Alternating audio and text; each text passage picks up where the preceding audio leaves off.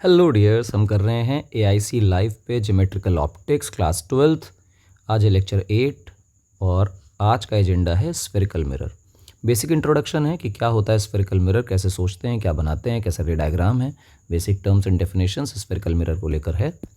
देखो भैया, एक स्फीयर बनाओ सबसे पहले, समझे। इस स्फीयर में तुम्हें क्या करना है कि तुम्हें पॉलिश करनी है। कहाँ पॉलिश कर लें, बताते हैं कैसे पॉलिश होती है। पॉलिश के नाम पर आप इसमें ये अंदर की जो सरफेस है इसको आप पॉलिश कर दीजिए। दिख रही होगी आपको पॉलिश।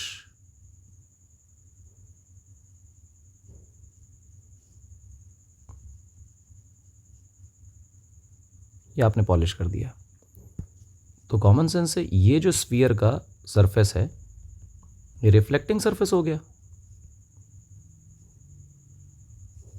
इसी तरह से आपने अचानक पागलपन किया और कहा कि नहीं, इस बार ना हम जो रिफ्लेक्टिंग सरफेस है अंदर की रहने देंगे और ये बाहर बाहर पॉलिश करेंगे। तो आपने इस बार बाहर बाहर पॉलिश कर दिया तो जो अंदर की सरफेस है ये रिफ्लेक्टिंग हो गई।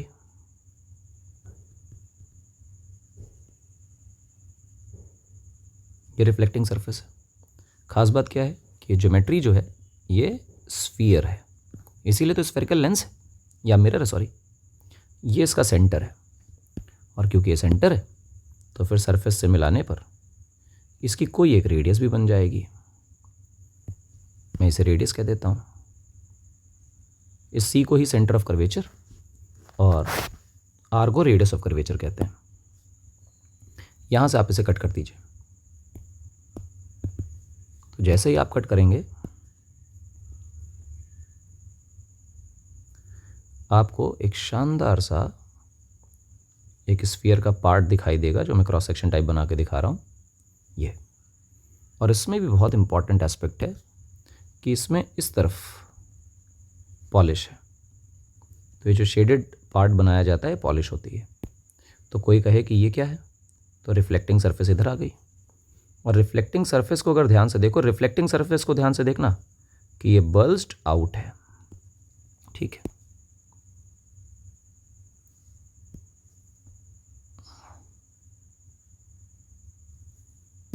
फिर आपने एक ये बनाया। ये कैसे बनाया बताता हूँ।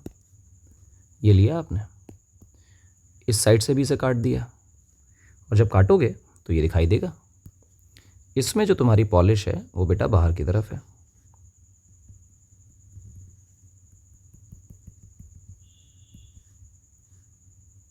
ये जो दिखाई दे रहा है ये है बल्ज्ड इन सरफेस। तो जब भी कभी रिफ्लेक्टिंग सरफेस बल्ज्ड आउट हो जाए उसे कॉन्वेक्स मिरर कह दो, और बल्ज्ड इन हो जाए तो इसे कॉनकेव कर दो। अंदर वाली सरफेस रिफ्लेक्ट करेगी कॉनकेव, बाहर वाली करेगी कॉन्वेक्स। और तुम इसे अगर बहुत ध्यान से देखो ना तो ये 3D में कुछ इस तरह का दिखाई देगा, कटोरे टाइप का, ठीक। इस स्फीयर को कंप्लीट करने पे कहीं ना कहीं ये सेंटर मिलेगा। इसे सेंटर ऑफ कर्वेचर कहेंगे। और सरफेस से मिलाने पर इसकी रेडियस मिलेगी। इसे रेडियस ऑफ कर्वेचर कहेंगे। रेडियस ऑफ कर्वेचर आइडिया देती है कि जो स्फेरिकल बॉडी थी जिसका पार्ट है हमारा ये मिरर, वो कितना शार्पली टर्न कर रहा है, घूम रहा है। ये जो है इसे अपर्चर का डायमीटर कहते हैं। अपर्चर बेसिकली आइडिया देता है कि छोटा साइज़ का मिरर लिया है या बड़े साइज़ का मिरर लिया है, ठीक। इंपॉर्टेंट है, डन। फिर क्या हुआ, फिर हमने सर एक मिरर बनाया। कॉनकेव भी बना के दिखा देते हैं थोड़ी देर के लिए।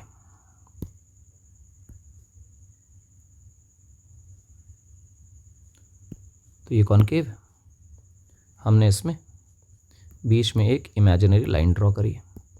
अभी कैसे इमेजिनरी लाइन ड्रॉ कर रहे हैं, कहाँ से सोच रहे हैं, बस 1 मिनट दो, बता रहा हूँ। लॉजिकली इस स्फीयर का कहीं तो सेंटर होगा, नो डाउट। और वो जो स्फीयर का सेंटर है वो इसका ज्योमेट्रिकल सेंटर आप अपने मन से एज्यूम नहीं कर सकते, वो फिक्स्ड है, वो इसकी ज्योमेट्री का पार्ट है। क्योंकि वो इसकी ज्योमेट्री का पार्ट है इस वजह से आपका उस पर कोई अधिकार नहीं है, आप उसे नहीं बदल सकते। Then we define a new point. Centre of curvature ढूंढ लीजिए। अभी मैं इसको हटाता हूँ थोड़ी देर के लिए। सेंटर ऑफ कर्वेचर पता कर लीजिए कहाँ है। फिर आप इसके किसी पॉइंट पर कह दीजिए कि ये पॉइंट पोल है, मिरर की सरफेस पे कोई भी पॉइंट कह दीजिए पोल है, जनरली ये मिड पॉइंट है, और बस इस पोल वाले पॉइंट और सेंटर ऑफ कर्वेचर को मिलाने वाली लाइन बना दीजिए। और ये जो इमेजिनरी लाइन बनी जो पोल और सेंटर ऑफ कर्वेचर को मिला रही है, इसे बोला गया प्रिंसिपल एक्सिस। ध्यान समझना, कॉन्सेप्ट बहुत इंपॉर्टेंट है। ऑल्दो ये कॉन्सेप्ट ऐसा भी नहीं इसका कोई सवाल बनेगा, बट पता ही नहीं होता कि पोल अपने मन से कोई भी डिसाइड कर सकते हैं। मिरर की सरफेस पे आप पोल डिसाइड करिए एंड दैट्स इट। उस पोल और सेंटर ऑफ कर्वेचर को मिलाइए, उसे कहेंगे हम लोग प्रिंसिपल एक्सिस। हमने कहा अच्छी बात है। प्रिंसिपल एक्सिस में वो 4 बातें आपको पहले भी बताई गई थी कि अगर कोई रे प्रिंसिपल एक्सिस के पैरेलल आती है, प्रिंसिपल एक्सिस के पैरेलल आती है, तो वो after reflection definitely principal axis को कट करेगी, और जहाँ भी बेटा कट करेगी उसे हम लोग प्रिंसिपल फोकस कहेंगे। ठीक, रिवर्सिबिलिटी का लॉ हमेशा वैलिड है। तो अगर आप एक रे को फोकस से लाते हैं तो वो प्रिंसिपल एक्सिस के पैरेलल हो जाती है। कोई रे आप ऐसी ले आइए जो सेंटर ऑफ कर्वेचर से आ रही हो, तो कोई भी रे जो सेंटर ऑफ कर्वेचर पे आएगी वो तो रेडियस के अलॉन्ग हो जाएगी, रेडियस सरफेस पे परपेंडिकुलर होती है। तो नॉर्मल इंसिडेंस वाली रे तो अपने ही पाथ पे लौट के चली जाती है। तो आपने 10वीं में पढ़ा था कि सेंटर ऑफ कर्वेचर से आने वाली रे अपने ही पाथ पे वापस चली जाती है। नेक्स्ट इज कि अगर कोई रे पोल पर फॉल करती है तो रिफ्लेक्ट हो जाएगी। रिफ्लेक्ट तो हर पॉइंट से होगी। इसमें खास बात होगी कि ये जितना एंगल प्रिंसिपल एक्सिस से बनाएगी उतना ही एंगल रिफ्लेक्टेड रे भी प्रिंसिपल एक्सिस से बनाएगी। लॉजिक फिर सेम है। प्रिंसिपल एक्सिस भी तो सेंटर ऑफ कर्वेचर से पास हो रही है, तो रेडियस के अलॉन्ग है, सरफेस पे परपेंडिकुलर है, तो ये तो नॉर्मल हो गया। तो नॉर्मल से इंसिडेंस का एंगल और रिफ्लेक्शन का एंगल तो बराबर ही होना चाहिए। ये 4 जो रे डायग्राम्स आपने सीखे थे, ये 4 रे डायग्राम्स इस तरह के हैं। ठीक है, फोकस कैसे डिफाइन किया वो भी पता चल गया। अब यहाँ पर हम लोग फोकस की थोड़ी बहुत और चर्चा करेंगे। ध्यान से देखिए,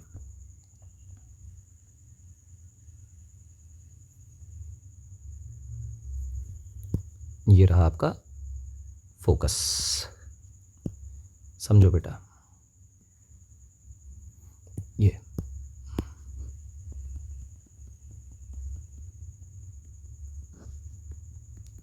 ये आपका प्लेन मिरर है। और ध्यान देना बेटा, बनी बनाई पीपीटी नहीं, सामने सामने जो कुछ भी है हो रहा है ना। इसमें कुछ भूल जाऊं तो सामने ही भूल रहा हूँ, कुछ याद आ जाए तो भी सामने ही है। ये मान लो सेंटर ऑफ कर्वेचर। और मैंने कहा प्रिंसिपल फोकस को डिफाइन कैसे किया, तो तुमने कहा फोकस को ऐसे डिफाइन किया था कि अगर कोई रे प्रिंसिपल एक्सिस के पैरेलल आ रही है तो वो जिस भी जगह पे प्रिंसिपल एक्सिस को कट करेगी आफ्टर रिफ्लेक्शन, वही पॉइंट हमारे लिए क्या होगा बेटा, फोकस। तो दिस इज फोकस और ये पॉइंट पी है। और हम जानते हैं कि पोल से सेंटर ऑफ कर्वेचर की जो डिस्टेंस है उसे रेडियस ऑफ कर्वेचर कहते हैं। याद रखना बेटा कि ये पोल ही हमारे लिए ओरिजिन है। All the distances will be measured from pole only. याद रह जाएगा। हाँ, तो ये सीन है। और पोल से इस फोकस तक की डिस्टेंस को कहा जाता है फोकल लेंथ। और हम लोगों को ये साबित करना है कि focal length radius of curvature का हाफ होती है। तो हमने कहा ठीक भाई, साबित करते हैं। तुम्हें रिफ्लेक्शन में क्या आता है? एक ही चीज़ आती है सर रिफ्लेक्शन में, और वो है I = R। जो आता है वो लगाओ। तो नॉर्मल बनाना था। नॉर्मल के नाम पर हमें परपेंडिकुलर बनाना होता है। परपेंडिकुलर जो सरफेस पे परपेंडिकुलर होगा और वो सेंटर से पास होगा। तो कॉमन सेंस है कि अगर ये एंगल थीटा है तो इस एंगल को थीटा होना पड़ेगा। बात तो सही है। और एक और कॉमन सी बात है कि ये और ये, अरे तो अल्टरनेट एंगल की कहानी दिख रही, तो ये भी थीटा होना चाहिए। तो हमने इसे भी थीटा कह दिया। ठीक, अब क्या किया, इस F पॉइंट से इधर परपेंडिकुलर डाला। ऑल्दो मैंने उतना करेक्ट एंगल बनाया नहीं है, तो मैं इसमें कुछ नाम दे देता हूँ। इस पॉइंट को M नाम देता हूँ। तो वो जो ट्राइंगल है CFM, वो मैं अलग से बना रहा हूँ तुम्हारे लिए। ध्यान से देखो, ये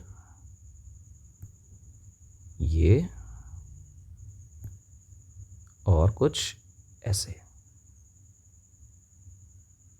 ठीक है, ये है C, ये है F, ये है M। और ये एंगल हमने थीटा लिखा है और ये एंगल भी हमने थीटा लिखा है। मैं कह रहा हूँ इस एफ वाले पॉइंट से सी एम पे परपेंडिकुलर डाल लो। तो क्योंकि तुम्हें दो एंगल बराबर दिखाई दे रहे हैं, ये वाला और ये वाला, तो ये आइसोसेलेस तो हो ही गया है, जिसकी वजह से जब तुम परपेंडिकुलर डालोगे वर्टेक्स से बेस पे तो वो बाइसेक्ट तो करने जा रहा है। मैंने कहा बाइसेक्ट तो करेगा। सेंटर से सरफेस तक की दूरी को रेडियस कहते हैं, स्फीयर के केस में भी और सर्कल के केस में भी। तो ये तो तय है कि जो सी से लेके एम तक की दूरी है वो आर है। तो लॉजिकली ये जो परपेंडिकुलर बाइसेक्टर है इसने इस सी एम को r/2 और r/2 में डिवाइड कर दिया है। नहीं, बात तो सही कर तो दिया है। अब बस भाई साहब इस नन्हे वाले ट्रायंगल से ज़रा बातें करो। इससे कहो कि बेटा कॉस थीटा क्या है, तो कहेगा कॉस थीटा बराबर बेस अपॉन हाइपोटेन्यूस होता है। तो हमने कहा इस ट्रायंगल में देखो, इस ट्रायंगल में ये ट्रायंगल, ये थीटा है, थीटा के साथ वाला बेस है, ये 90 है, इसके सामने हाइपोटेन्यूस है। बेस की जगह मुझे r/2 दिख रहा है और हाइपो की जगह मुझे CF दिख रहा है, तो मैं जानबूझ के CF लिख रहा हूँ। CF की वैल्यू आई r/2 सेक थीटा, CF की वैल्यू आ गई। अब वापस अपने डायग्राम पे आओ। डायग्राम क्या कह रहा है? डायग्राम कह रहा है फोकल लेंथ का मतलब होगा रेडियस ऑफ कर्वेचर में CF घटा देना। तो हमने कहा ठीक है, तो focal length is radius of curvature minus CF। R तो आ रही है और CF की वैल्यू अभी हमने निकाली है, which is r/2 sec theta. तो यहाँ से हम लोग R कॉमन ले लें और आंसर आएगा 1 माइनस सेक थीटा बाई 2। ये फोकल लेंथ का बेटा फॉर्मूला। इसमें 10 सवाल करा सकते हैं एंगल दे दे के, कोई लॉजिक नहीं है, आता नहीं है। बस आपको पता होना चाहिए कि वो जो F = r/2 फार्मूला है वो ऑलवेज ट्रू नहीं है। वो एक फार्मूला ऐसा है जो ऑलवेज ट्रू नहीं है। जब ऑलवेज ट्रू नहीं है तो पढ़ा क्यों रहे हैं? इसलिए कि जितने केसेस में ट्रू होता है उतने ही केस हमें पढ़ने होते हैं। डेली लाइफ उसी पे चल रही है, डोंट वरी अबाउट इट। अब एक बात बताता हूँ, सोचो कि ये जो रे प्रिंसिपल एक्सिस से इतना दूर है, इस वजह से एंगल कितना बड़ा है। ये रे प्रिंसिपल एक्सिस के बिल्कुल नज़दीक होती तो यही एंगल कितना छोटा हो जाता। ऐसी रेज जो प्रिंसिपल एक्सिस के बहुत क्लोज आती हैं, जिनका एंगल ऑफ इंसिडेंस बहुत छोटा होता है, उन्हें हम लोग नाम देते हैं paraxial rays. If the rays were paraxial, अगर रेज सच में पैरेक्सियल हैं तो क्या करें? तो कुछ नहीं, ये एंश्योर कर लेना थीटा इज वेरी स्मॉल। अगर एंगल बहुत छोटा रेज पैरेक्सियल, अगर रेज पैरेक्सियल तो एंगल बहुत छोटा, और अगर एंगल बहुत छोटा हो जाए तो लॉजिकली फिर क्या होगा? फिर स्मॉल एंगल अप्रॉक्सीमेशन काम करेगा। स्मॉल एंगल अप्रॉक्सीमेशन में जो कॉस थीटा होता है उसकी वैल्यू लगभग 1 हो जाती है। तो सर सेक थीटा की वैल्यू भी लगभग 1 हो जाएगी। तो जो फोकल लेंथ निकली है r1 माइनस r/2, r/2 नहीं 1/2, r तो कॉमन ले लिया, सेक थीटा, ये वैल्यू 1 बन गई, दैट बिकम्स r/2। यानी focal length equal to r/2 होता है, लेकिन ये हमेशा ट्रू नहीं है। ये तब ट्रू है जब आपकी रेज पैरेक्सियल हो। और मज़े की बात यह है कि पूरा सिलेबस ही पैरेक्सियल रेज के लिए बनाया गया है। ऐसा क्यों? दिखाई वही देता है यार, मार्जिनल रेज में इतना एरर है कि वो सब यूज़ करने वाली चीज़ें नहीं है ना ऑप्टिक्स के केस में। तो मार्जिनल रेज नहीं पढ़ते हैं, पैरेक्सियल रेज ही पढ़ते हैं। ऑल्दो इसके भी क्वेश्चन कराए जा सकते हैं r minus r/2 sec theta के, बट कोई इसका लॉजिक नहीं है। बस ये दिखाना है कि हाँ देखो भाई फोकल लेंथ ऐसी होती है, और उसमें r/2 वाला कॉन्सेप्ट तभी आता है जब रेज बहुत पैरेक्सियल हो, प्रिंसिपल एक्सिस के पैरेलल हो, मिरर छोटा हो, एंगल ऑफ इंसिडेंसेस बहुत कम हो। ठीक है, अच्छी बात है, बहुत बढ़िया। इसके बाद क्या? इसके बाद नई चीज़। वो क्या नई चीज़? देखोगे अच्छा लगेगा। उसका नाम है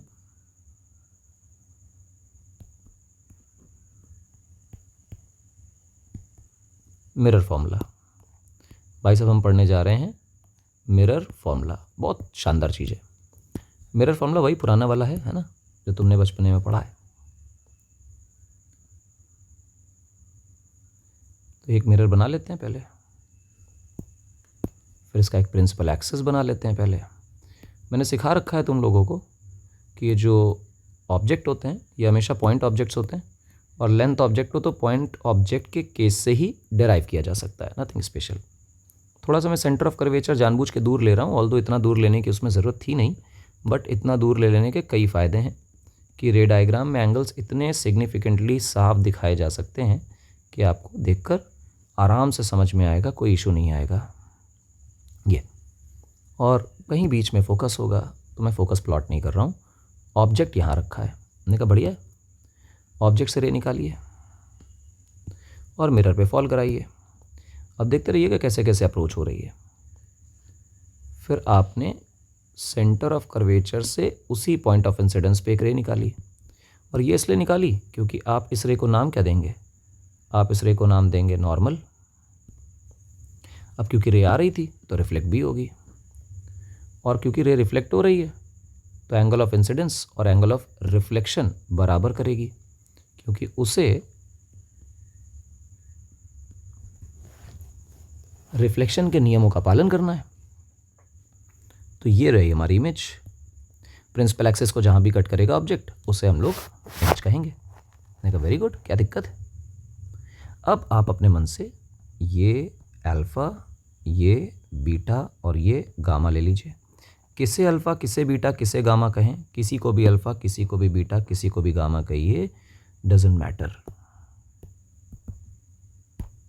ये एन और ये पी। अभी आपको जो दिखाई दे रहा है कि एन और पी बहुत दूर दूर हैं, वो एक्चुअली दूर दूर नहीं है। ये ध्यान रखिएगा, क्योंकि रेज पैरेक्सियल है, जितना दूर मैंने दिखाया इतना दूर है नहीं, रेज लगभग यहाँ पर है। ये जो इंसिडेंस एम का हो रहा है वो लगभग यहाँ हो रहा है, उसको जूम करके बड़ा करके साफ सुथरा दिखाने के लिए दूर बनाया गया है। तो इसको यहाँ एज्यूम करना, जब यहाँ एज्यूम करोगे तो alpha, beta, gamma, I, R सब छोटे हो जाएंगे, और अगर यहाँ है तो परपेंडिकुलर जो एन पॉइंट है वो पी के बहुत क्लोज हो जाएगा। और इसी प्रिंसिपल पर सब आधारित है। सबसे पहले एक्सटीरियर एंगल ढूंढने हैं। चलो ढूंढो एक्सटीरियर एंगल, बता रहा हूँ, ध्यान से देखना। ट्रायंगल देखो, ये वाली लाइन, ये वाली लाइन, ये वाली लाइन, ट्रायंगल दिखाई दिया, ये एक्सटीरियर एंगल है। तो तुमने कहा कि सर इसमें तो beta equal to I plus alpha हो जाएगा। हमने कहा ठीक है। फिर तुमने कहा सर आई की वैल्यू जो है वो बीटा माइनस अल्फ़ा हो जाएगी। वेरी गुड, आई निकाल लिया। अब इस ट्रायंगल को देखो, ये ट्रायंगल मैं दिखा रहा हूँ तुम्हें, ये ट्रायंगल तुमने देखा, एक्सटीरियर एंगल ढूंढा, तुमने कहा गामा की वैल्यू जो है वो पक्का बीटा प्लस आर के बराबर है, तो आर की वैल्यू जो है वो गामा माइनस बीटा हो जाएगी। अब इसे कह दो ए, इसे कह दो बी। तुम तुरंत इस बात को समझ गए कि सर ए और बी में से कुछ दिखाई दे रहा है, वो ये है कि आई और आर बराबर होते हैं, तो इसका मतलब बीटा माइनस अल्फ़ा और गामा माइनस बीटा बराबर होंगे। इधर ले जाओ, इधर ले आओ, तो 2 बीटा की वैल्यू जो है वो अल्फ़ा प्लस गामा के बराबर आ गई। अब तुमने एक असम्पशन तो मान ही रखा है कि rays are paraxial, rays are paraxial, ठीक है। रेज पैरेक्सियल है तो एंगल्स आर स्मॉल। अगर एंगल्स स्मॉल होते हैं तो फिर थीटा बराबर साइन थीटा और थीटा बराबर टैन थीटा इंटरचेंजेबली यूज़ कर सकते हैं।